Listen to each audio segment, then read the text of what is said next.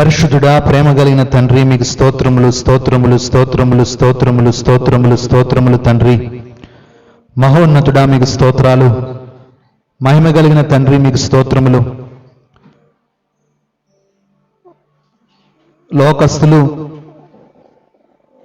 వారి ధర్మాల ప్రకారము, వారి ఆచారాల ప్రకారము పండుగలు జరుపుతూ ఉన్నారు. ఈ గ్రామంలో మీ బిడ్డలు ప్రభువా ఈ ఆత్మీయ ఉపవాస పండుగలను ఏర్పాటు చేసుకున్నారు. జ్ఞాపకం తెచ్చుకోనండి. లోకస్తులకి లేనటువంటి రక్షణను, లోకస్తులలో కనబడినటువంటి విశ్వాసాన్ని, లోకస్తులలో కనబడినటువంటి పరిశుద్ధతను మీ కృపను బట్టి మీ బిడ్డల జీవితాలలో సమృద్ధిగా మీరు కుమ్మరింపు దయచేయండి. ఈ గ్రామాన్ని బట్టి, గ్రామంలో ఉన్నటువంటి ప్రతి యవనస్తురాలిని బట్టి మీకు స్తోత్రములు. ఈ గ్రామంలో మీరు ఏర్పాటు చేసుకున్న సంఘాన్ని బట్టి మీకు స్తోత్రములు. మీ సేవకులని అయ్యా ఇంతవరకు మీరు ఏర్పాటు చేసి మాట్లాడిన ప్రతి మాటను బట్టి మీకు స్తోత్రములు.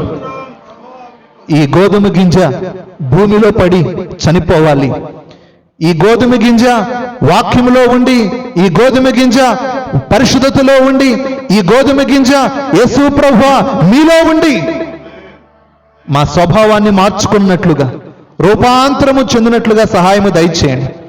ఒక గోధుమ గింజ భూమిలో పడితే వందల వేల గోధుమ గింజలకు అది పుట్టుకుని ఇస్తూ ఉంది. అందును బట్టి మీకు స్తోత్రాలు. ఒక సేవకుని యొక్క విశ్వాసం, ఒక భక్తుని యొక్క విరోచితమైనటువంటి ఆత్మీయ జీవితం అనేక మంది ఆత్మీయులకి పురుడు కట్టిద్దని, అనేక మంది ఆత్మీయ జీవితాలకి జీవం పోసిద్దని ఉన్న మాటలను బట్టి మీకు స్తోత్రములు ప్రభువా. సహాయము దయచేయండి. నేను బలహీనుణ్ణి, మీ బిడ్డలు అంచనాలకి ఊహలకి నేను తగనటువంటి వాణ్ణి. ఇది మీ బిడ్డలు ఎదుట నేను నామమాత్రముగా చెప్పట్లేదు, కానీ హృదయపూర్వకంగా చెప్తూ ఉన్నాను. జ్ఞాపకం తెచ్చుకోనండి. మీ బిడ్డల చెవులను, మీ బిడ్డల అంతరింద్రియములను, మీ బిడ్డల మనస్సాక్షులను మీ కృపతో అయ్యా మీరు పట్టుకొనమని, వారి హృదయాలను మీ ప్రభువా స్వాధీనపరచుకొనమని, ఈ స్థలాన్ని, ఈ మందిరాన్ని, ఈ గ్రామాన్ని, మమ్ములను అయ్యా ఇక్కడున్న ప్రతి బిడ్డను, వాక్యము వింటున్నటువంటి ప్రతి వ్యక్తిని తండ్రి మీ కృపతో బలపరచమని యేసయ్య నామములో ప్రార్థన చేస్తూ స్తుతిస్తూ అడిగి వేడుకొనుచు ఉన్నాము తండ్రి. బిగ్గరగా చెప్పండి అమ్మా.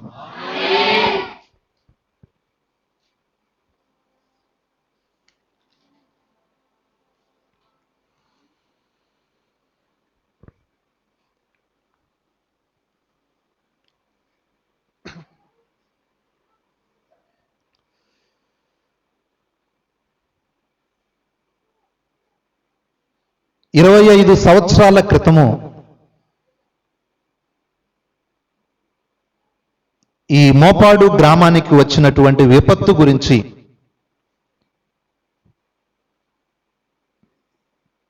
ప్రకృతిలో వచ్చినటువంటి ఆ విపత్తును బట్టి భార్యను కోల్పోయిన వారు, భర్తను కోల్పోయిన వారు, తల్లిదండ్రులను కోల్పోయిన వారు, బిడ్డలను కోల్పోయిన వారు, ఆస్తిని సమస్తమును కోల్పోయినటువంటి వాళ్ళు 25 సంవత్సరాలు దాటి కొంచెం పెద్ద వయసు ఉన్నటువంటి మీ పక్కన కూర్చుంటే వింటున్నటువంటి వ్యక్తికి కన్నీరు తెప్పించేటువంటి అనేకమైనటువంటి రోదన మాటలు మీ దగ్గర నుంచి బయటకు వస్తాయి. ఈ మోపాడు మీదకి 25 సంవత్సరాల క్రితము వచ్చినటువంటి ప్రకృతి విపత్తు లాగానే మరొక గ్రామం ఉంది. ఆ గ్రామం మీద కూడా ఒక భయంకరమైనటువంటి విపత్తు వచ్చింది. అయితే మోపాడు మీదకు వచ్చినటువంటి విపత్తు ఏమో మోపాడు చెరువు తెగి ఆ రాత్రి ప్రాణాలు అరచేతుల్లో పెట్టుకొని ఆ గ్రామము నుంచి పారిపోయి వచ్చినటువంటి వాళ్ళు, ఆ వరద నుంచి తప్పించుకొని వచ్చినటువంటి వాళ్ళు ఈరోజు అనేక మంది ఇక్కడ ఉండుంటారు. చిన్నవాళ్ళకి మీకు తెలుసో తెలీదో, మీ తండ్రిని అడిగితే, మీ అమ్మని అడిగితే, మీ నాయనమ్మని అడిగితే, మీ అమ్మమ్మని అడిగితే, మీ తాతయ్యని అడిగితే ఆ రాత్రి జరిగించిన మారణ హోమము గురించి, ఆ రాత్రి ఎంత భారంగా గడిచిందో అన్నటువంటి విషయము గురించి మీతో చెప్తారు. అయితే ఇలాంటి విపత్తే, ఇలాంటి ప్రమాదమే, ఇలాంటి భయంకరమైనటువంటి అపాయమే మరొక గ్రామానికి కూడా వచ్చింది. ఆ గ్రామము గురించినటువంటి కొన్ని మాటలని మీ దృష్టికి తీసుకువస్తాను. ఆ గ్రామం పేరు నోబు అనేటువంటి గ్రామము. ఈ నోబు అనేటువంటి ఈ గ్రామం యొక్క ప్రత్యేకత ఏంటో తెలుసా? ఆ గ్రామంలో ఇంచుమించుగా 85 కుటుంబాలు ఉన్నాయి. ఈ 85 కుటుంబాలలో ఉన్నటువంటి ప్రతి వారు కూడా సేవకులే, అందరూ సేవకులే, అందరూ యాజకులే. 85 యాజకుల కుటుంబాలు, 85 సేవకుల కుటుంబాలు ఆ నోబు అనేటువంటి పట్టణమని పిలువబడింది. కానీ ఇళ్ల సంఖ్య లెక్క పెట్టినప్పుడు అది పట్టణముగా మనం ఎంచలేము, దానిని గ్రామముగానే ఎంచుతాం. ఆ నోబు అనేటువంటి ఆ గ్రామంలో ఆ 85 ఇళ్లున్నటువంటి ఆ యాజకుల కుటుంబాలు, ఆ సేవకుల కుటుంబాలు, ఆ లేవీల కుటుంబాలు. అంతేకాదు, ఇంకా దానికి ఒక ప్రత్యేకత ఉంది. అక్కడ ప్రత్యక్షపు గుడారం ఉంది, దేవుని మందసము ఉన్నది, దేవుని సేవ జరుగుతూ ఉన్నది. 85 కుటుంబాలు ఉంటే 85 కుటుంబాలు సేవ చేసే కుటుంబాలే. 85 కుటుంబాలు ఉంటే 85 మంది యాజకత్వం చేసేటువంటి వాళ్ళే. అలాంటి ఆ అద్భుతమైనటువంటి ఆ పట్టణంలో ఎటు చూసినా దేవుని గురించి, ఆ పట్టణంలో ఎటు చూసినా, ఆ గ్రామంలో ఎటు చూసినా ఆత్మీయత గురించి, విశ్వాసము గురించి, బలుల గురించి, ఆరాధన గురించి, వాక్యము గురించి, ధర్మశాస్త్రము గురించి, దేవుని కృప గురించి మాట్లాడుకునేటువంటి వాళ్ళే. అయితే ఈ మోపాడు మీదకి ఆ భయంకరమైన రోజు మోపాడు చెరువు తెగినప్పుడు ఎలాగూ ప్రమాదం వెంటాడి వెంటాడి వెంటాడి ఇంచుమించుగా 260 మందిని కనీసము సమాధుల్లో కూడా తీసుకెళ్లలేనటువంటి విధముగా, ఆ డెడ్ బాడీస్ ఎటు వెళ్ళాయో కూడా తెలియనటువంటి విధముగా మార్చినటువంటి ఆ రాత్రిలాగే ఈ నోబు పట్టణం మీదకి, ఈ నోబు గ్రామం మీదకి ఒక విపత్తు సంభవించింది.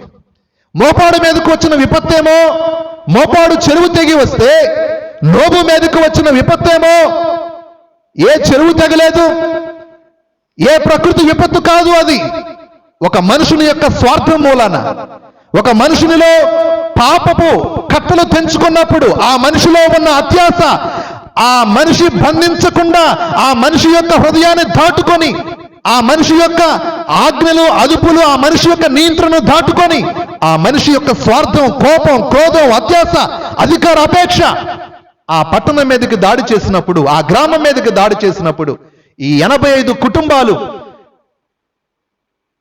ఎలాగూ మార్చబడ్డాయో కొన్ని విషయాలని ఈ రాత్రి మీతో చెప్పాలని ఆశపడుతూ ఉన్నాను.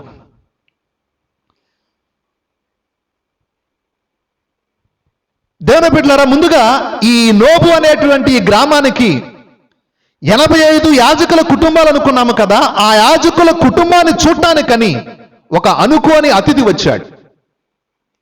Unexpected visitor. అన్ఎక్స్పెక్టెడ్ విజిటర్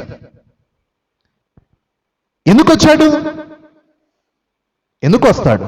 ప్రత్యక్ష గుడారమున దగ్గరికి ఎందుకు వస్తాడు? మనస్సమున దగ్గరికి ఎందుకు వస్తాడు? యాజకుల ఉన్న దగ్గరికి ఎందుకు వస్తాడు?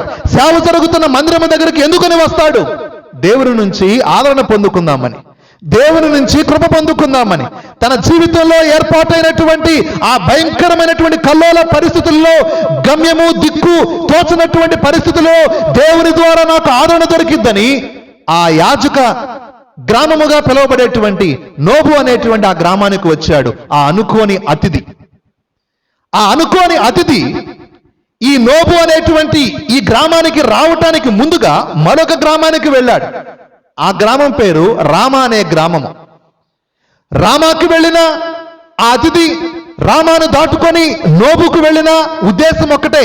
రామాలోనేమో దేవుని ప్రవక్త ఉన్నాడని, నోబులో ఏమో దేవుని యొక్క ప్రధాన యాజకుడు, దేవుని మందసము, దేవుని యొక్క ప్రత్యక్ష గుడారం ఉందని. ఈ దిక్కుతోచని పరిస్థితుల్లో ఉన్నటువంటి అతిథి ముందు రామాకి, తర్వాత నోబు దగ్గరికి వచ్చాడు. ఇంతకీ ఎవరు ఆ వ్యక్తి, ఎందుకని వచ్చాడు అన్నటువంటి విషయాన్ని ఇప్పుడు చూసాము. ఇంతకు ఆ వ్యక్తి ఎవరు అని మనం లేఖన భాగాలను పరిశీలన చేసినప్పుడు ఆ వ్యక్తి పేరు దావీదు. ఈ దావీదు అనేటువంటి ఈ గొప్ప ఆత్మీయుడు తన జీవితంలో ఒక భయంకరమైనటువంటి ప్రమాదము, తనను చంపాలని, తనని ఎలాగైనా సరే తనని తన కుటుంబాన్ని ఈ భూమి మీద లేకుండా చేయాలని ఆ దేశపు రాజు స్వయాన ఈ దావీదు గారికి మామైనటువంటి ఆ సౌలు అనేటువంటి ఆ భయంకరుడు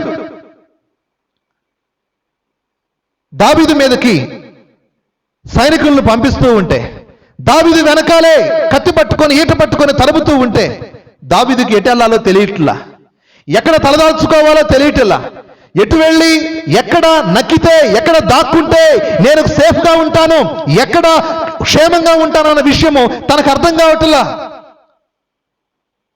నేను అటు ఇటు కాదు, నేను ఎక్కడికి వెళ్తాను ఈ సమయంలో అని అంటే ఆయన అనుకున్నాడు, నేను ప్రత్యక్షపు గుడారం దగ్గరికి వెళ్తాను, నేను దేవుని సేవకుని దగ్గరికి వెళ్తాను, ప్రధాన యాజకుని దగ్గరికి వెళ్తాను, అక్కడ నాకేమన్నా ఆదరణకరమైన మాటలు ఏమన్నా చెప్తాడేమో, అక్కడ నన్ను ప్రోత్సాహపరిచే విషయాలు నాతో ఏమన్నా ముచ్చటిస్తాడేమో, దానిని బట్టి నేను బలము సంపాదించుకుంటానేమో అని ఆ నోబు అనేటువంటి ఆ గ్రామానికి వెళ్ళినప్పుడు, దేవుని బిడ్డలారా, ప్రధాన యాజకుడైనటువంటి అహీమెలెకు ఆ దావీదు గారిని చూచి, దావీదు ఏంటి ఒంటరిగా వచ్చావు? This is not the time, normally people will come, ప్రజలు వచ్చే సమయం ఇది కాదు, అందులో నువ్వు ఒంటరిగా వచ్చావు, రాజుకు అల్లుడువు కదా, నీకు ఒక ఎస్కార్ట్ ఉంటుంది, నీకు ఒక బాడీ గార్డ్స్ ఉంటారు, గొల్యాదును చంపినటువంటి వీరుడు కదా, సైన్యాధిపతివి కదా, ఇశ్రాయేలు యొక్క సైన్యములలో అందరికన్నా ముందు నడిచేటువంటి వ్యక్తివి కదా, అలాంటి నీవు ఏంటి ఒంటరిగా వచ్చావు, ఏంటి ఒంటరిగా వచ్చావని దేవుని బిడ్డలారా ఆ అహీమెలెకు లోపల మనసులో భయపడి దావీదు వంక ప్రశ్నార్థకంగా చూస్తున్న సమయంలో దావీదు అహీమెలెకుతో ఏం చెప్పాడో తెలుసా అండి? ఒకసారి లేఖన భాగాల్లోకి వెళ్దాం. మొదటి సమూయేలు గ్రంథము 21వ అధ్యాయము 21వ అధ్యాయము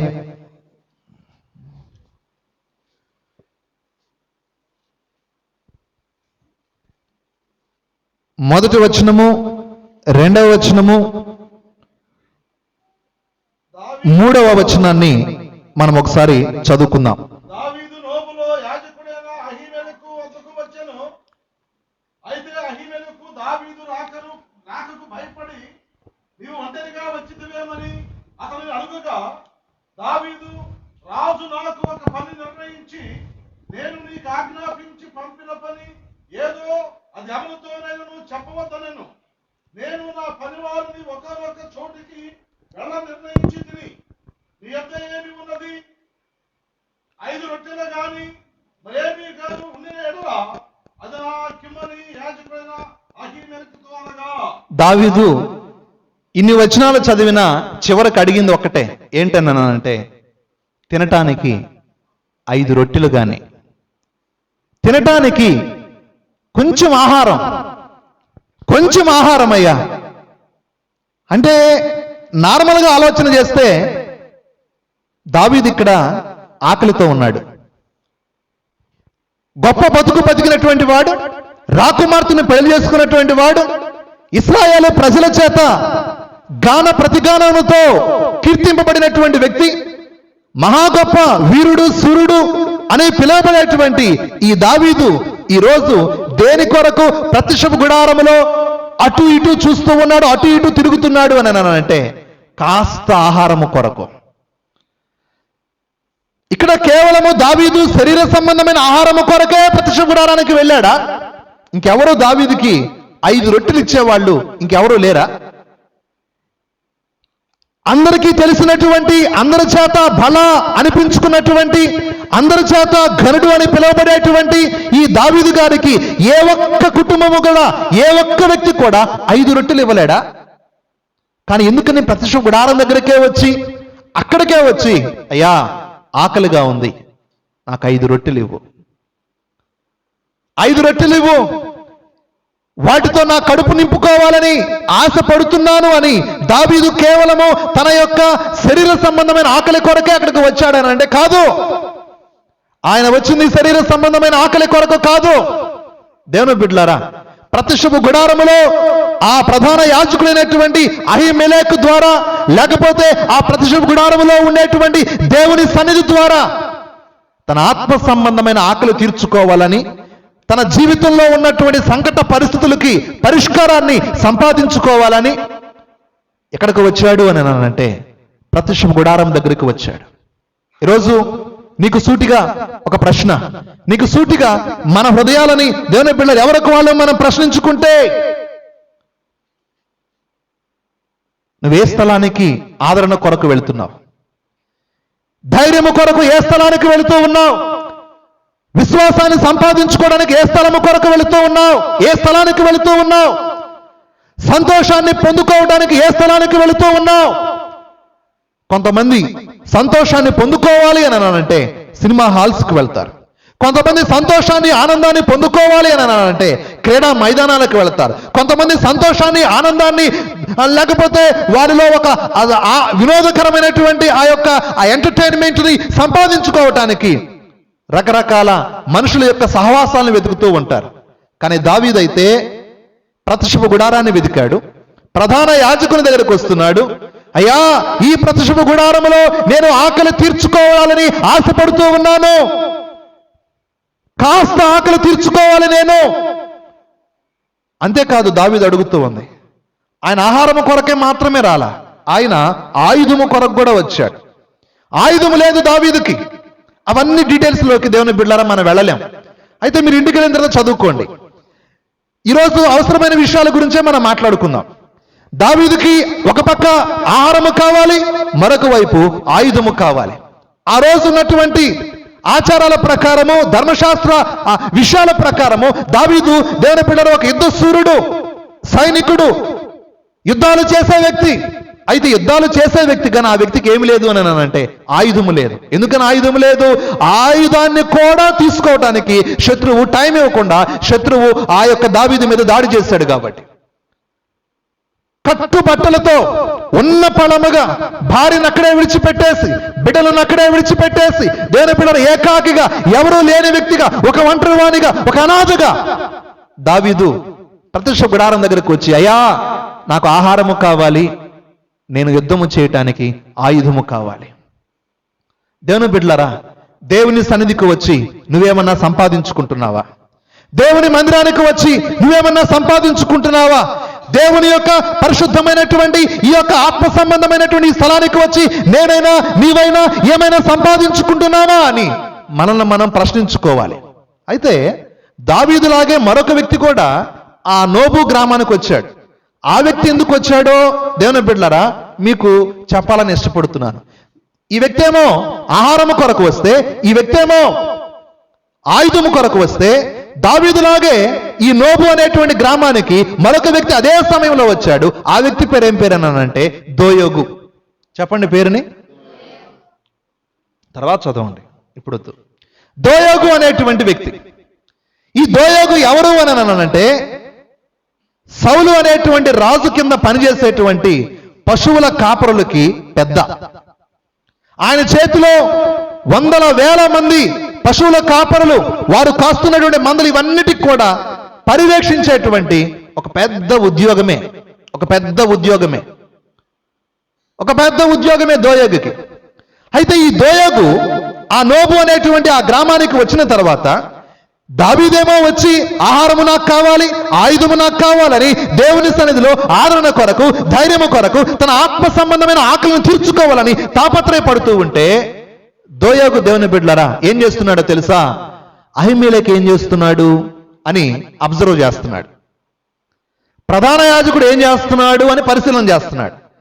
వచ్చినటువంటి దావీదు ఏం చేస్తున్నాడని పరిశీలన చేస్తున్నాడు. అంటే ఈయన మందిరానికి వచ్చి, లేకపోతే ప్రత్యక్ష గుడారానికి వచ్చి ఈయన చేసేటువంటి పని ఏంటనంటే మనుషులని పరిశీలన చేస్తూ ఉంటాడు.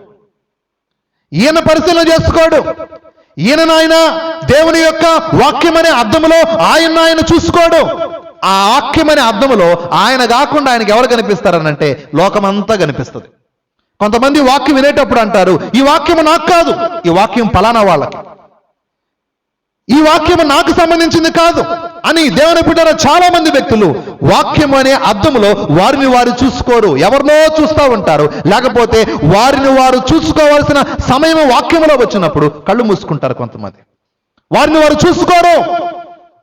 దోయేగు అలాంటి వాడే. యాజకుడిని పరిశీలన చేస్తున్నాడు, వచ్చినటువంటి దావీదుని పరిశీలన చేస్తున్నాడు. దేవుని బిడ్డలు చాలా మందికి సేవకుల్ని పరిశీలన చేస్తూ ఉంటారు, విశ్వాసులను పరిశీలన చేస్తూ ఉంటారు, వారిలో తప్పులను కనిపెడుతూ ఉంటారు, వారిలో ఉన్న పొరపాట్లు కనిపెడుతూ ఉంటారు. అయితే దావీదు అంటాడు, దేవుని బిడ్డలారా, వారి పొరపాట్లు వీరి పొరపాట్లు కాదయ్యా, నేను నా పొరపాట్లనే కనుగొంటాను అంటాడు. నా పొరపాట్లు, నా పాపములో అని దావీదు ఆలోచన చేస్తూ ఉన్నాడు. దేవుని బిడ్డలారా, దోయేగు గురించి ఒక చిన్న మాటను లేఖన భాగాల్లో మనం చూద్దాం. 21:7, 21వ అధ్యాయము 7వ వచనం. ఆ దినమున సౌలు యొక్క సేవకులలో ఒకడు అక్కడ, ఎక్కడంటండి ఉంది, దేవుని సన్నిధిలోనే ఉన్నాడంట. అతని పేరు దోయేగు. అతడు ఎదోమీయుడు. అతడు సౌలు పశుల కాపురులకు పెద్ద. ఈ దోయేగు యెహోవా సన్నిధిలోనే ఉన్నాడు, దేవుని సన్నిధిలోనే ఉన్నాడు. ఎందుకు వచ్చాడు ఇందుకు నోబుకి? మనం ఇలా అనుకుందాం, ఈయన పశువుల కాపురులు సంబంధించినటువంటి డిపార్ట్మెంట్లో పనిచేసే వ్యక్తి, హెడ్ కాబట్టి ఆ రోజు ఉన్న ఆచారాల ప్రకారము సహజంగా ప్రత్యక్ష గుడారం దగ్గరికి వచ్చి, బలిపీఠం దగ్గరికి వచ్చి ఏం చేయాలి? గొర్రెనైనా మేకనైనా లేకపోతే ఇతర జంతువునైనా ఏం చేయాలండి? బలు అర్పించాలి. బహుశా సౌలు ఇలా చెప్పుంటాడు, నాయనా నువ్వు వెళ్ళి నా నిమిత్తం బలి అర్పించిరా, ఇదిగో ఈ గొర్రెలను తీసుకువెళ్ళు, ఈ మేకలను తీసుకువెళ్ళు, ఈ కోడలను తీసుకువెళ్ళు, బలర్పించి నేను పంపించానని చెప్పు.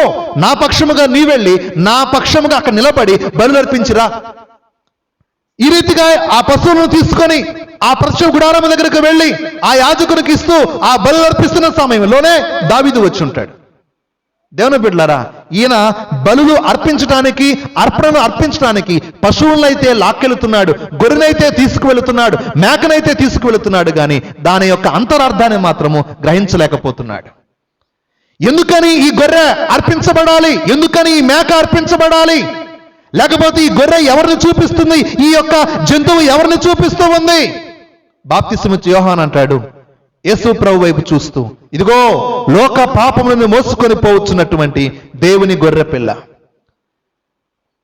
ఆ గొర్రెపిల్ల యేసు ప్రభును చూపిస్తుందన్న విషయాన్ని మరిచిపోయి, నా పాపముల నిమిత్తము యేసు ప్రభు అదిగో లోక రక్షకుడుగా నరావతారిగా అవతరించి సిలువలో బలి అయ్యేటువంటి ఆ యొక్క భయంకరమైనటువంటి ఆ మరణ యాతనను ఈ గొర్రెలో ఈ రోజు నేను చూడాలన్నటువంటి ఆ జిజ్ఞాస కానీ దోయేగులో కనిపించదు. దోయేగుకి యేసు ప్రభు యొక్క బలి గురించి కానీ, యేసు ప్రభు యొక్క సిలువ మరణం గురించి కానీ వాటి గురించిన ఆలోచనే లేదు. బలులైతే అర్పిస్తాడు, చాలా మంది కానుకలైతే ఇస్తారు, చాలా మంది మందిరానికైతే వస్తారు, చాలా మంది దేవుని పిల్లల పాటలైతే పాడతారు, వాక్యాలైతే చెప్తూ ఉంటారు. అయితే ఈ దోయేగు ఎలాగైతే దేవుని సన్నిధిలోనే ఉండి తన గురించి కాకుండా ప్రధాన యాజకుని గురించి లేకపోతే దావీదు గురించి పరిశీలనగా చూస్తూ వారిలో ఉన్న పొరపాట్లు కనుగొంటూ ఉన్నాడో, ఇక్కడ ఉన్నటువంటి మనలో ఎంతమంది అలా జీవిస్తూ ఉన్నాం? నిన్ను నువ్వు చూసుకుంటున్నావో వాక్యంలో? నిన్ను నువ్వు చూసుకుంటూ ఉన్నావా దేవుని సన్నిధిలో? సొలొమోను అంటాడు, నీ దేవుడైన యెహోవా సన్నిధిలో, నీ దేవుడైన యెహోవా మందిరానికి నువ్వు వచ్చినప్పుడు నీ ప్రవర్తనని జాగ్రత్తగా చూసుకో. ఎందుకని జాగ్రత్తగా చూసుకోవాలి? ఈ దోయేగు జాగ్రత్తగా చూసుకోవట్లా. దేవుని బిడ్డలారా, దోయేగు ఏం చేశాడో తెలుసా? నేను చెప్పినట్లుగానే, మీరు విన్నట్లుగానే దావీదు పొరపాటుని గుర్తించాడు. పొరపాటు ఏం లేదు అక్కడ, పొరపాటు ఉందని ఈయనకైనా అనుకున్నాడు. అహీమెలెకు కూడా పొరపాటు చేశాడు, ఈయనకైనే సర్టిఫికేట్ తయారు చేసుకున్నాడు.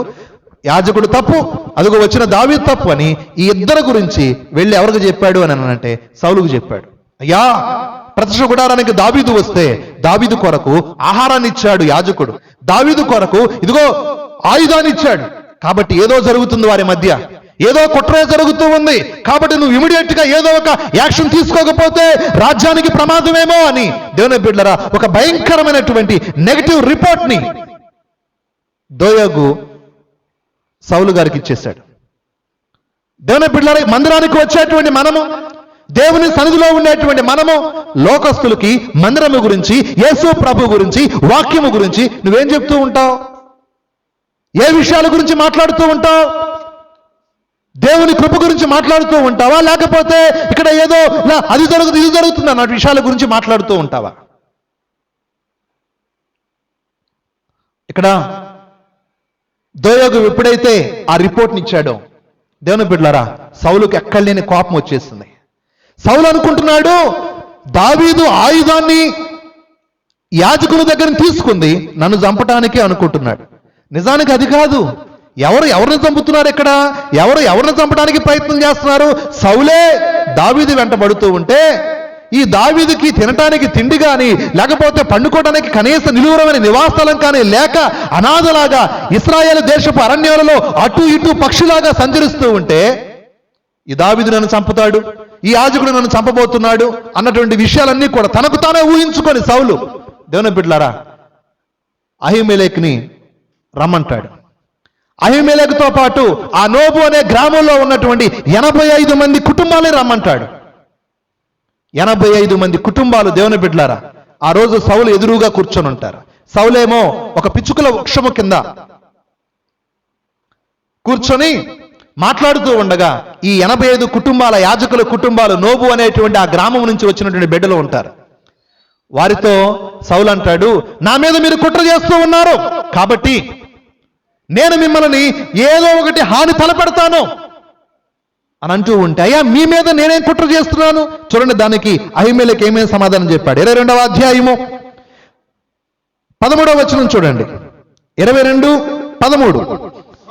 సౌలు, నీవు యెషయి కుమారునికి ఆహారమును ఖడ్గమును ఇచ్చి అతని పక్షమున దేవుని యొద్ద విచారణ చేసి అతడు నా మీదకి లేచి నేడు జరుగుచున్నట్టు పొంచి ఉండుటకై ఏమంటున్నాడండి? అతడును నీవును అంటే మీ ఇద్దరు కలిసిపోయి నా మీద మీరేం చేస్తున్నారు? కుట్ర చేస్తున్నారు. దానికి అహీమెలెకు ఏం సమాధానం చెప్తున్నాడండి? రాజా, రాజునకు అల్లుడై నమ్మకస్తుడై ఆలోచనకర్త అయి నీ నగరిలో ఘనత వహించిన దావీదు వంటి వాడు నీ సేవకులందరిలో ఎవడు ఉన్నాడు? అయ్యా, నువ్వేంటి పొరపాటును కనిపెట్టాలని ఆలోచన చేస్తూ ఉన్నావు? ఎవరిలో? దావీదులోనా? దావీదు లాంటి నమ్మకస్తుడు ఎవరున్నారయ్యా? దావీదు లాంటి ఆలోచనకర్త ఎవరున్నారయ్యా? దావీదు లాంటి ఘనత వహించిన వాడు ఎవడున్నాడయ్యా? దావీదు లాంటి నమ్మకస్తుడు ఎవరున్నారయ్యా?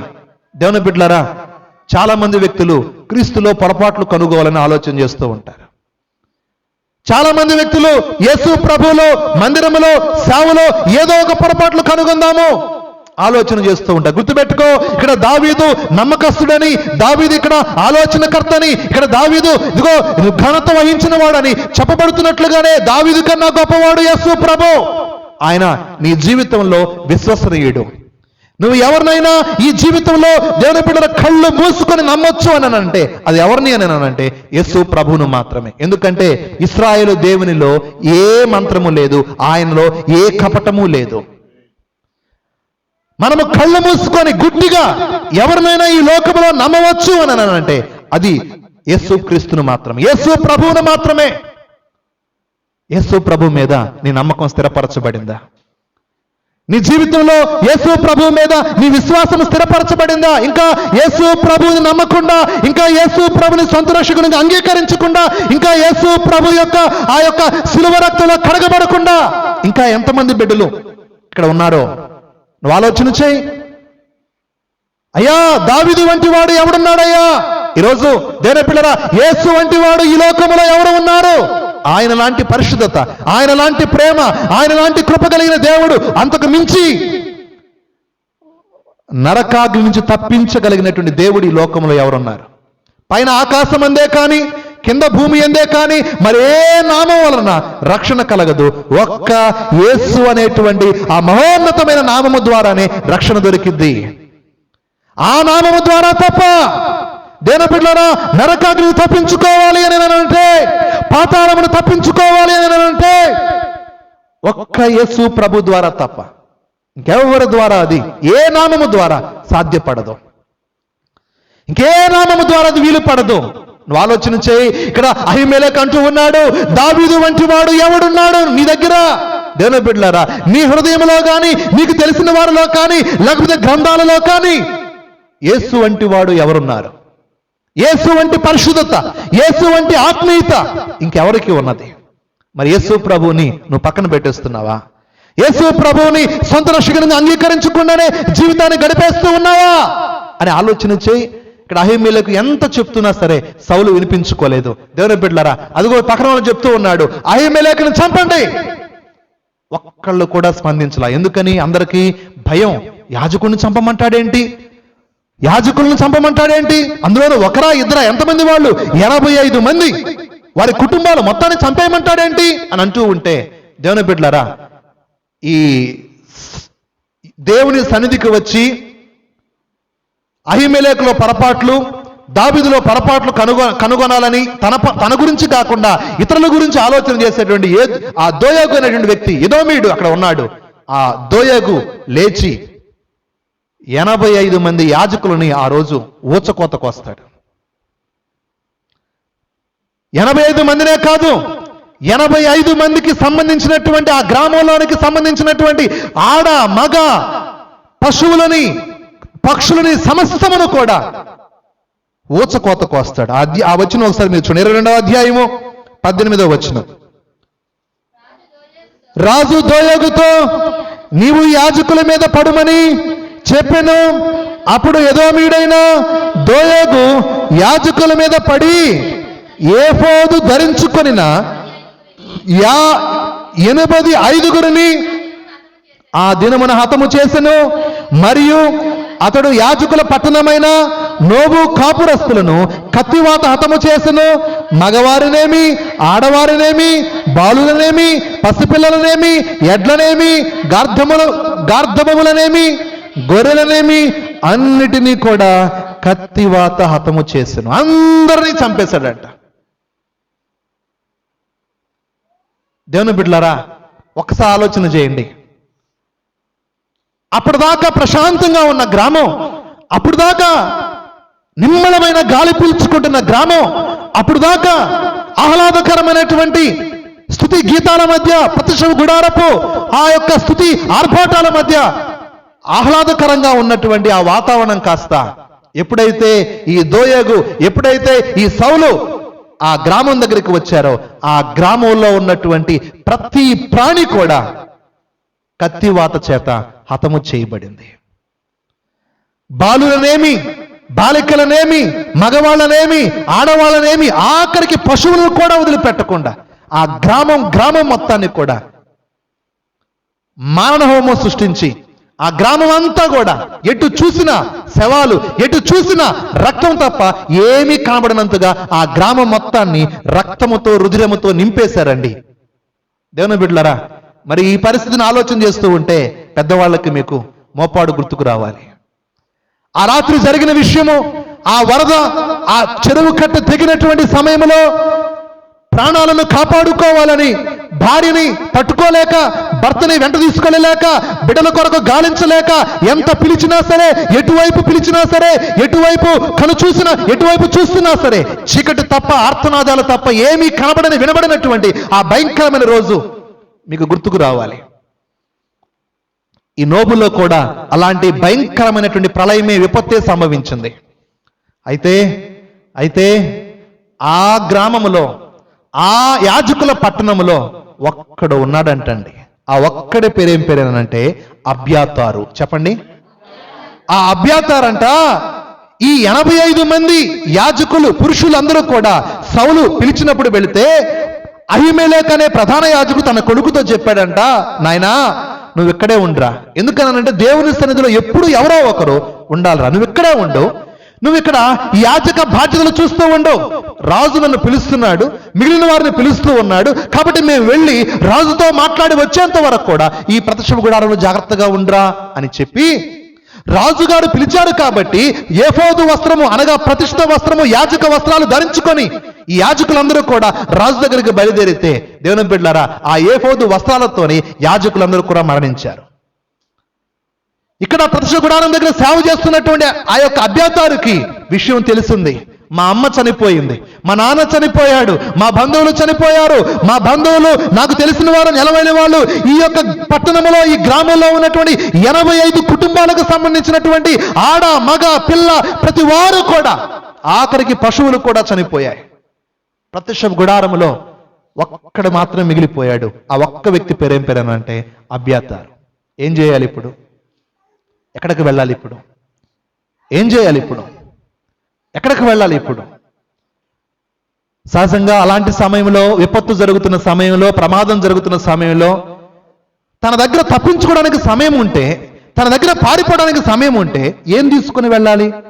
నోబు పట్టణంలో ఉన్న బంగారాన్న, నోబు పట్టణంలో ఉన్నటువంటి వెండిన, నోబు పట్టణంలో ఉన్నటువంటి తను బ్రతకడానికి కావలసినటువంటి సొమ్మున దేనిని చేతపట్టుకొని, దేనిని చేతిలో తగిలించుకొని ప్రాణాలను కాపాడుకోవడానికి ఈ అబ్యాతారు పరిగెత్తాలి. దేవుని బిడ్డలారా, వండర్ఫుల్ థింగ్ ఒకటి ఏంటి అంటే, అద్భుతమైన విషయం ఏంటి అంటే, ఈ యొక్క అబ్యాతారు అందరూ చనిపోయారు, నేను మాత్రం మిగిలానని తెలుసుకున్న తర్వాత ఇక తను పారిపోవటం, తను పరిగెత్తడం ప్రారంభించినప్పుడు తను ఏం వెంట పెట్టుకుని వెళ్ళాడో తెలుసా?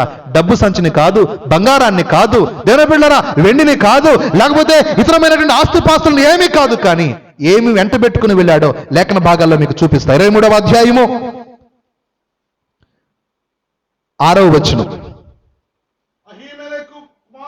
అహీమెలెకు కుమారుడైన అబ్యాతారు ఏఫోదు చేత పట్టుకుని పారిపోయి కెయిలాలోనున్న దావీదు వద్దకు వచ్చి, అందరూ గట్టిగా చప్పలు కొట్టండి ఒకసారి.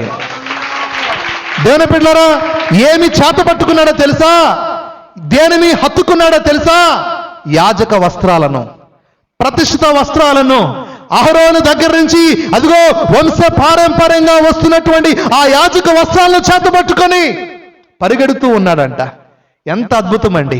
అనాథగా మిగిలాడు, ఒక్కడిగా మిగిలిపోయాడు, పైపెచ్చు యవన కాలంలో ఉన్నాడు. నేను ఎలా బ్రతకాలి? నా బ్రతకడానికి డబ్బేది? తల్లి లేదు, తండ్రి లేరు, బంధువులు లేరు, ఎవరు లేరు, ప్రత్యక్ష గుడారము కూడా లేదు, పారిపోతూ ఉన్నాను. ఇప్పుడు ఏమి వెంట పెట్టుకుని వెళ్ళాలి అని అంటే, అబ్యాతారు ఈ లోకములో ఉన్న దేనిని కూడా పట్టుకోలేదంట, యాజక వస్త్రాలను పట్టుకున్నాడంట. ఎందుకని? అయ్యా, నేను నిరుపేదగా బ్రతికినా, అనాథగా బ్రతికినా సరే నీ సేవను మాత్రం విడిచిపెట్టను, నీ సేవను మాత్రం నేను విడిచిపెట్టను,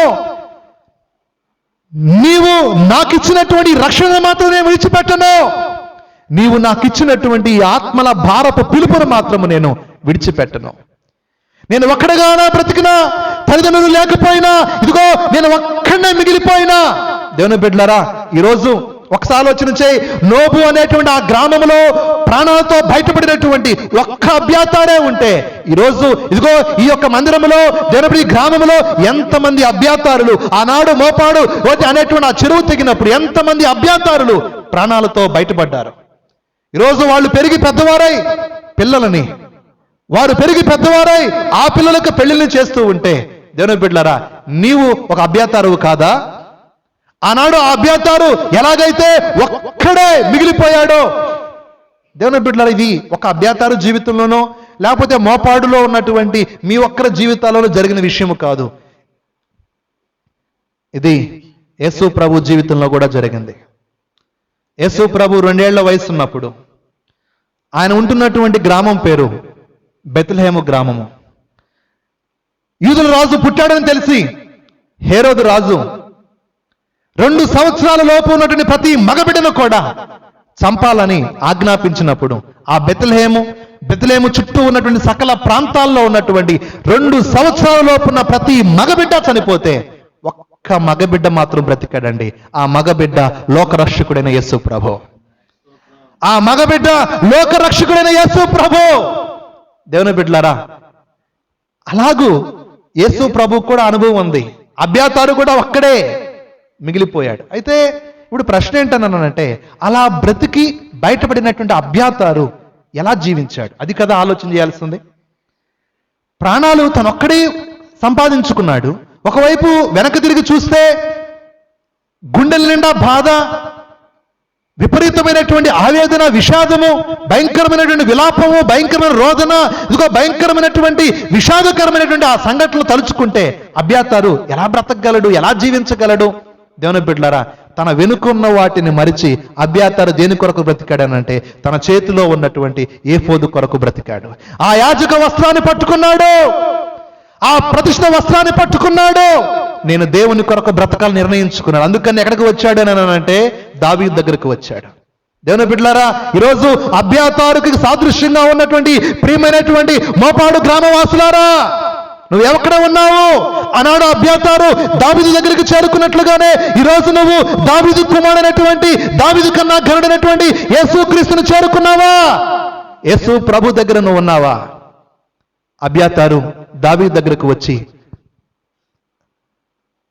తన తండ్రి, తన తల్లి, తన యొక్క కుటుంబంలో ఉన్న సమస్తము, తన బంధుజనంగా అందరూ చనిపోయారని దావీదుతో చెప్తూ ఉంటే అప్పుడు దావీదు అడిగి ఉంటాడు, నాయనా, ఇంతమంది చనిపోతూ ఉంటే నువ్వు అక్కడివి బ్రతికావు కదా, అయితే నీ చేతిలో ఇదేంటి అని అంటే, అయ్యా, ఇది నా దేవుడు నాకు ఇచ్చినటువంటి యాజక వస్త్రం. దీన్ని పట్టుకొని వచ్చావా అని అంటే, అవును, దీన్ని పట్టుకొని వచ్చాను. డబ్బేమీ లేదా నీ చేతిలో? నా దగ్గర డబ్బేమీ లేదు. ఇంకా నీ దగ్గర బంగారం ఏమీ లేదా? బ్రతకడానికి, జీవనోపాధికి సంబంధించినటువంటి ఏది నీ దగ్గర లేదా అని అంటే, చావైనా బ్రతుకైనా నాకు ఈ సేవలోనే, ఈ ఏఫోదు వస్త్రాలతోనే దేవుని బిడ్డలారా అని నిర్ధారించుకున్నాడు. అలా వచ్చాడో ఈ అబ్యాతారు వెంటనే దావీదు మీదకి ఒక భయంకరమైన ప్రమాదం వచ్చింది. ఎందుకనంటే నోబులో మరణకాండ జరిగించినటువంటి ఆ యొక్క సౌలు, ఆ యొక్క దోయేగు, ఆ యొక్క తదితర దేవుని బిడ్డల ఆ బృందమంతా కూడా, ఆ కిరాతక బృందమంతా కూడా ఆ భయంకరమైనటువంటి రక్త వాసనకి మరిగినటువంటి ఆ భయంకరమైన ఉన్మాదాన్ని నెత్తికెక్కించుకున్నటువంటి వారందరూ కూడా మరలా దావీదు ఎక్కడ ఉన్నాడు, అబ్యాతారు ఎక్కడ ఉన్నాడని దావీదు మీదకి, అబ్యాతారు మీదకి పరిగెడుతూ ఉంటే దేవుని బిడ్డలారా, అప్పుడు దావీదు ఏం చేశాడో తెలుసా? అబ్యాతారుతో అంటున్నాడు, అబ్యాతారు, నువ్వు తెచ్చిన యాజక వస్త్రం ఎక్కడా, ఏఫోదు ఎక్కడా? ఒకసారి దాన్ని ధరించుకుంటావా? అబ్యాతారు యాజక వస్త్రాలు ధరించుకున్నాడు. దావీదు అబ్యాతారు ముందు మోకరించాడు. అయ్యా, ఇక్కడ అబ్యాతారు ప్రధాన యాజకుడిగా దేవుని బిడ్డలారా కనబడుతూ ఉండగా, కొత్త నిబంధన ప్రకారము నీ ప్రధాన యాజకుడు ఎవరో తెలుసా? యేసుక్రీస్తు. నీ కొరకు, నా కొరకు బలి అర్పించి అతి పరిశుద్ధ స్థలములోకి తను మాత్రమే కాకుండా మనందరినీ తీసుకోలేడు నా ప్రధాన యాజకుడు ఎవరో తెలుసా? యేసుక్రీస్తు. ఆ అబ్యాతారు ఎదుట మోకరించి అడుగుతూ ఉన్నాడు. సౌలు దాడి చేయడానికి వస్తూ ఉన్నాడు. నేను ఇక్కడ ఉండటం క్షేమమా? ఏం చేయమంటావు నన్ను? దేవుని బిడ్డలారా, అప్పుడు ఆ ప్రధాన యాజకుడు యాజక వస్త్రాలు ధరించుకున్నటువంటి ఆ యొక్క అబ్యాతారు దావీదుకి సలహాలు ఇస్తూ ఉన్నాడు. ఇది చేయి దావీదు అని దావీదుకి దేవుని బిడ్డలారా ఒక దిక్చూచిగా, ఒక దీర్ఘదర్శిగా ఉన్నాడు. దేవుని బిడ్డలారా, ఇదిగో ఆ భయంకరమైన విపత్తు నుంచి, అనేక ప్రమాదాల నుంచి, అనేకమైన మరణ సంబంధమైనటువంటి అనుభవాల నుంచి బయటపడినటువంటి మనము ఈరోజు ఎలా బ్రతుకుతూ ఉన్నాం?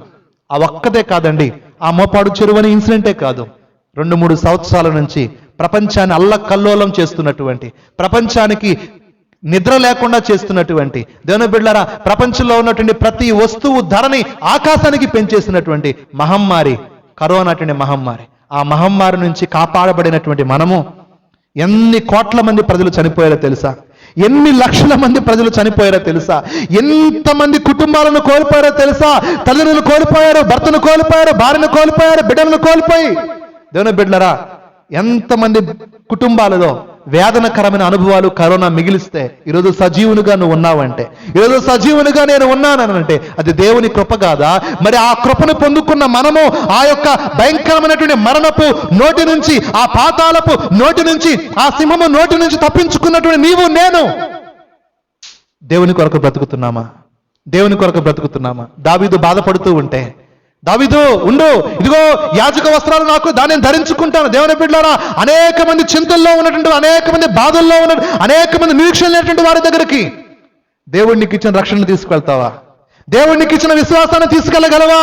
దేవుడికి ఇచ్చిన వాక్యమైనటువంటి ఆ వెలుగు తేజాన్ని వారి మధ్యలో చూపించగలవా? అబ్యాతారు తన యాజక వస్త్రాలని దేవుని బిడ్డలారా అక్కడ చూపెడుతూ ఉన్నాడు. తర్వాత తర్వాత జరిగినటువంటి కొన్ని విషయాల్ని దేవుని బిడ్డలారా మీ దృష్టికి తీసుకొస్తాను. దేవునికి ఒకసారి స్తోత్రం చెప్దామండి. పునరుద్ధానుడనా యేసయ్యా,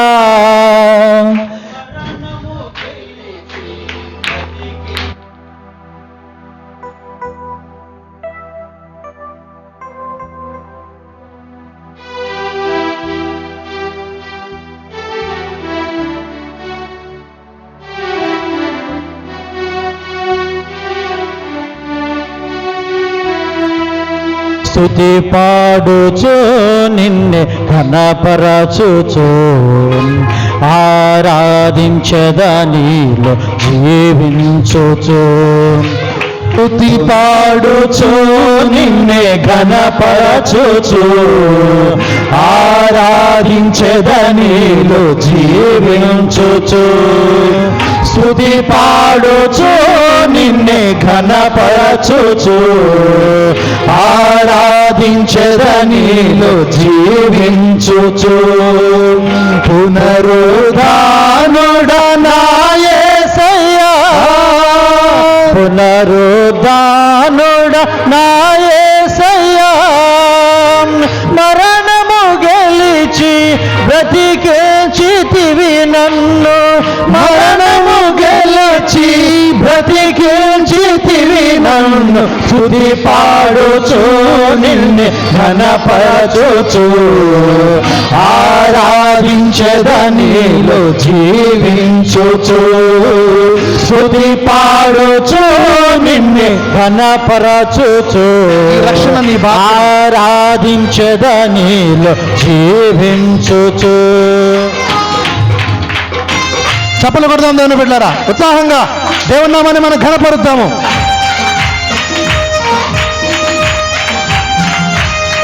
దేవా, నీవిచ్చిన రక్షణను బట్టి మీకు స్తోత్రాలు, నీవిచ్చిన సజీవాన్ని బట్టి మీకు స్తోత్రాలు, జీవాన్ని బట్టి మీకు స్తోత్రాలు, నీ కృపను బట్టి నీకు వందనాలు తండ్రి. ఆమేన్, హల్లెలూయా.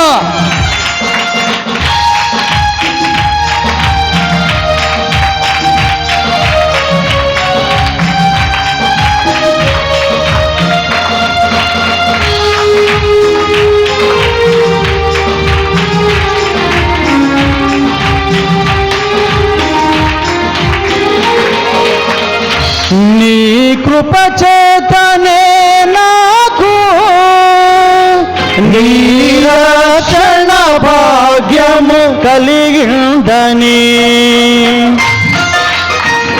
ఆమేన్. నీ కృప చేతనే నాకు నీ రక్షణ భాగ్యము కలిగిందని. పాడను ఊపినాలో ఉన్నంత వరకు, పాడనా ఊపిరినాలో ఉన్నంత వరకు, నా విమోచకుడవు నీవేనని రక్షణానందం నీ ద్వారా కలిగిందని. నా విమోచకుడవు నీవేనని రక్షణానందం నీ ద్వారా కలిగిందని. స్తుతి పాడుచు నిన్నే ఘనపరచుచు ఆరాధించదనిలో జీవించుచు. స్తుతి పాడుచు నిన్నే ఘనపరచుచు ఆరాధించదనిలో జీవించుచు.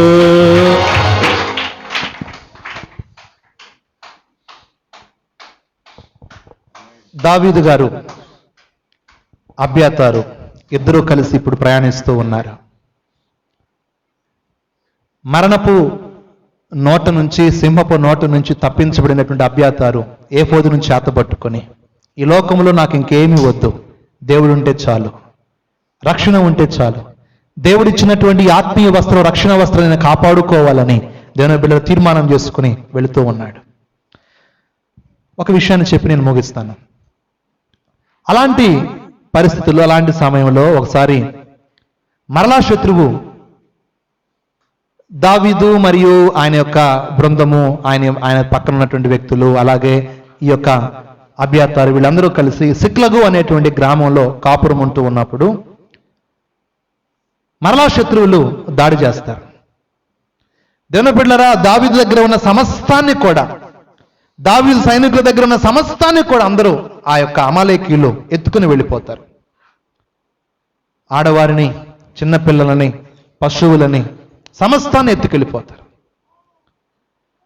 దావీదు వచ్చి, మిగిలిన సైనికులందరూ వచ్చి ఆ సిక్లగు వచ్చి చూస్తే భార్య ఎక్కడా, బిడ్డలు ఎక్కడా? ప్రతి ఇంటికి పరిస్థితి అదే. ప్రతి వాళ్ళు కూడా ఇంట్లోకి వెళ్ళటం, ఎవరూ లేరు, ఇల్లంతా కూడా చిందరవందరైపోయింది. ఏమైపోయిందని తెలుసుకుంటే ఎవ్వరూ లేరు, అందరినీ కూడా ఎత్తుకెళ్ళిపోయారు. ఆ సమయంలో ఒక్కొక్కళ్ళు ఒక్కొక్క రకంగా ప్రవర్తించారు. దావీదుతో పాటున్నటువంటి 600 మంది వ్యక్తులేమో ఇంత కష్టం వచ్చింది, ఈ కష్టం వచ్చినటువంటి కారణము దావీదే, కాబట్టి దావీదును చంపాలని రాళ్ళు తీసుకున్నారు. దావీదుకి ఏం చేయాలో అర్థం కావటల్లా. దేవుని బిడ్డలారా, దావీదు వారు చంపటానికి రాళ్ళు తీసుకుని బయలుదేరి వస్తూ ఉంటే, దానికి వ్యతిరేకంగా దావీదు గురించి వారు మాట్లాడుతూ ఉంటే, దావీదు ఎందుకనో ఇట్లా కళ్ళుదిరి చూస్తే దావీదుకి ఎవరు కనిపిస్తున్నారని అంటే ఏఫోదును కౌగిలించుకున్నటువంటి అబ్యాతారు కనిపిస్తూ ఉన్నాడు. అందరినీ వెతుకెళ్ళారు. ఆడవారిని, పిల్లలని, బంగారాన్ని, పశువుల్ని సమస్తాన్ని ఎత్తుకు వెళ్ళారు.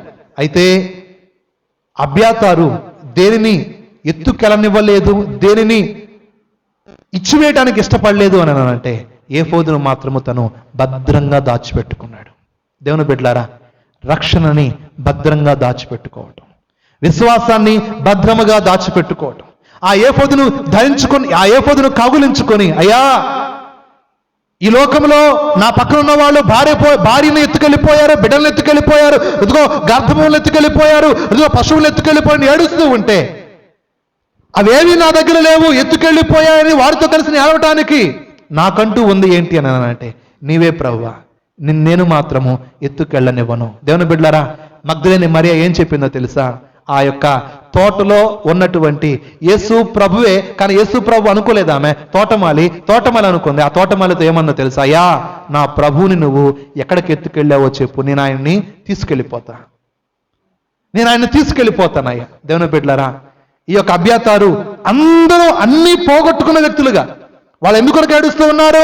భార్యను పోగొట్టుకున్నారని, భర్తను దేని బిడ్డరా అంటే తప్పుగా అర్థం చేసుకోబాకండి. అంటే వారు ఏడుస్తున్నటువంటి కారణం అంతా కూడా ఈ లోక సంబంధమైన విషయాలకు సంబంధించింది. అయితే అబ్యాతారు మాత్రము దేవుని బిడ్డలారా తన భార్య కోసమో తన బిడ్డల కోసం వారి మీద ప్రేమ లేదని కాదు, దేవుని వాటి కోసం ఆయన ఏడవలేదు, కానీ దేని కొరకు ఆయన పట్టు బిగించి, దేని కొరకు ఆయన తీర్మానం చేసుకుని ఉన్నాడు అని అంటే ఆ ఏఫోదు కోసం. ఏఫోదు అంటే యాజక వస్త్రం అండి. ఏఫోదు అని అంటే యాజకుడు ధరించేటువంటి ఆ ప్రతిష్ఠ వస్త్రము.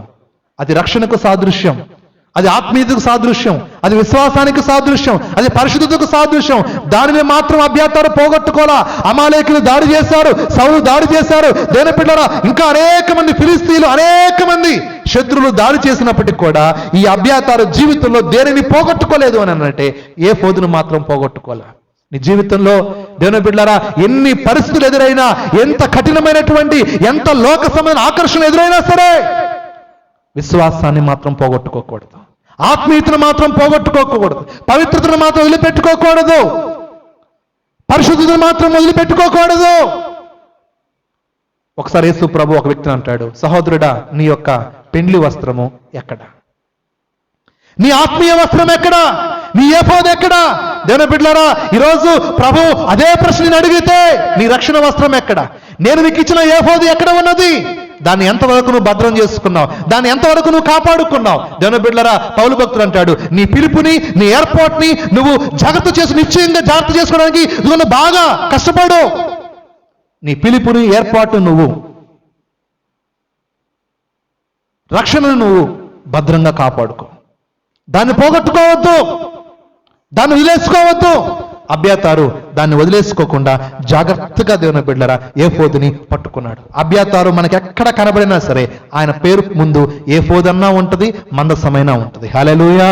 ఏఫోదైనా ఉంటది, మందసమైన. దేవుని బిడ్డలారా ఆయన ఎక్కడ ఉన్నా సరే ఈరోజు అలాంటి అబ్యాతారుగా మరణము నుంచి తప్పించబడి, ఉపద్రవము నుంచి తప్పించబడి, దేవుని బిడ్డలారా విపత్తు నుంచి రక్షించబడి, దేవుని కృపచేత కాపాడబడినటువంటి ఓ అబ్యాతారు, ఇక్కడ ఉన్నటువంటి మనందరము కూడా అబ్యాతారులమే. ఎన్నో విపత్తుల నుంచి దేవుడు మనల్ని కాపాడాడు, ఎన్నో ఉపద్రవాల నుంచి దేవుడు మనల్ని కాపాడాడు. అయితే కాపాడబడినటువంటి మనము దేవుని బిడ్డలారా చేతపట్టాల్సింది, ఎత్తుకోవాల్సింది, హత్తుకోవాల్సింది, ధరించుకోవాల్సింది యేసు ప్రభు ఇచ్చే రక్షణ వస్త్రాన్ని, ఏఫోదు అనేటువంటి ఆత్మీయ వస్త్రాన్ని, అదిగో ఆ ఉల్లాస వస్త్రాన్ని, ఆ స్తుతి వస్త్రాన్ని, ఆ విశ్వాస వస్త్రాన్ని ధరించుకోవాలి. ఈరోజు ఏఫోదుని ధరించుకోకుండా మనలో ఎంతమంది ఉన్నాం? ఈరోజు దేవుని బిడ్డలారా ఏఫోదుని చేత పట్టుకొని దానిని ఇప్పుడు వదిలేసిన వ్యక్తులు ఎంతమంది మనలో ఉన్నాం? అయ్యా ఏఫోదుని మరలా తిరిగి నేను సంపాదించుకుంటాను. ఇదిగో ఆ దావీదు కుమిలిపోతూ తనను చంపడానికి వచ్చినటువంటి ఆ వ్యక్తుల వంక చూస్తూ, అదిగో దేవుని బిడ్డలారా కళితులు చూస్తే ఆయన ఒక్కలే కనిపిస్తూ ఉన్నారు. ఏఫోదుని హత్తుకున్నటువంటి అబ్యాతారు. వెంటనే దావీదు అబ్యాతారు దగ్గరికి వెళ్ళి అడుగుతూ ఉన్నాడు, అయ్యా అందరి దగ్గర అన్ని తీసుకెళ్లిపోయారు, ఈ ఏఫోదును మాత్రం దగ్గర ఎవరు తీసుకెళ్లేదా? అప్పుడు అబ్యాతారు సమాధానం, నా ప్రాణం పోవాలి గాని దీనిని మాత్రం ఎవరి చేత ఎత్తుకెళ్ళనివ్వనయ్యా, ఎత్తుకెళ్ళనివ్వను. ఇది నా ప్రాణం, నా ప్రాణం కన్నా ఎక్కువ. రక్షణ, విశ్వాసాన్ని, ఆత్మీయతను ప్రాణం కన్నా ఎక్కువగా ఎంచే మనసు మనలో ఎంతమందికి ఉంది? యోసేపు అంటాడు, నా ఉద్యోగం పోయినా పర్వాలా, పాపంలో నేను చేయను. యేసు ప్రభుతో ఒకసారి సాతాను అంటాడు, ఈ లోక మహిమంతా నీకు ఇస్తా, నువ్వు ఒక్క పని చేయి, ఒకేసారి ఒక్క పని చేయి, ఒక్కసారే. అదేంటి అని అన్నట్టు, నన్ను ఒక్కసారి మొక్కు, ఒక్కసారే ఈ లోక మహిమంతా నీకు ఇస్తా. యేసు ప్రభు దేవుని ఏమన్నాడు తెలుసా? ఈ లోక మహిమ నాకు అక్కర్లా, తండ్రి మహిమ నాకు కావాలి. హల్లెలూయా. ఈ లోక మహిమ నాకు అక్కర్లా, ఈ లోక భోగము నాకు అక్కర్లా. దేవుని బిడ్డలారా యేసు ప్రభు అలాగే ఆయనను అనుసరించిన ప్రతి బిడ్డ కూడా లోకమును విసర్జించి, లోకమును కాదనుకొని ముందుకు నడుస్తూ ఉంటే ఆ లోకముతో మనము చట్టాపట్టాలు వేసుకుని తిరిగే సమయమా ఇది? ఏఫోదుని ధరించుకో. నీ ఏఫోదు ఎక్కడ ఉందో నువ్వు చూడు. అది చీకట్లో పడేశామా, అది ఏ పాపంలో పడేశామో, ఏ అపవిత్రతలో, ఎక్కడ దేవుని బిడ్డలారా ఎక్కడ మనము అదిగో నిర్లక్ష్యంగా ఉండి, ఎక్కడ మనము అజాగ్రత్తగా ఉండి అప్రమత్తను కోల్పోయి ఎక్కడ మనం దాన్ని పడేశామో, ఆ ఏఫోదుని ఈ కోటాలలో, ఈ పండుగల్లో తిరిగి దేవుని కృప ద్వారా ఆ దేవుడు దయామయుడు మరలా ఏఫోదు వస్త్రాన్ని తన చేతులతో తన గాయపడిన హస్తాల దగ్గర తీసుకొని వస్తూ ఉండగా, ఆ రక్షణ నాకు ఇవ్వు ప్రభువా, ఆ యొక్క ఆత్మీయత నాకు ఇవ్వు ప్రభువా, ఆ ప్రార్థనా జీవితం నాకు కావాలి, ఆ విశ్వాస జీవితం నాకు కావాలి, ఆ పరిశుద్ధ జీవితం నాకు కావాలని ఎంతమంది దేవుని దగ్గర నుంచి ఏఫోదును సంపాదించుకుంటారు ఈ రాత్రి? ఈ కోటాలలో ఎంతమంది దేవుని బిడ్డలారా ఆ రక్షణ ఏఫోదుని ఎంతమంది ధరించుకుంటారో నాకు తెలియదు. నువ్వు అంటావా నేను ఏఫోదుని ధరించుకుంటానని? లేచి నిలబడదాం, ప్రార్థన చేసుకుందాం. లేచి నిలబడదాము, ప్రార్థన చేసుకుందాము. దయచేసి తలలు వంచండి. మీరు ప్రార్థన ప్రారంభించాలి. దేవునితో మాట్లాడినటువంటి మాటలకి ప్రార్థనే కదా నువ్వు ఇచ్చేటువంటి సమాధానం, ప్రార్థనే కదా నువ్వు ఇచ్చేటువంటి ప్రతిస్పందన.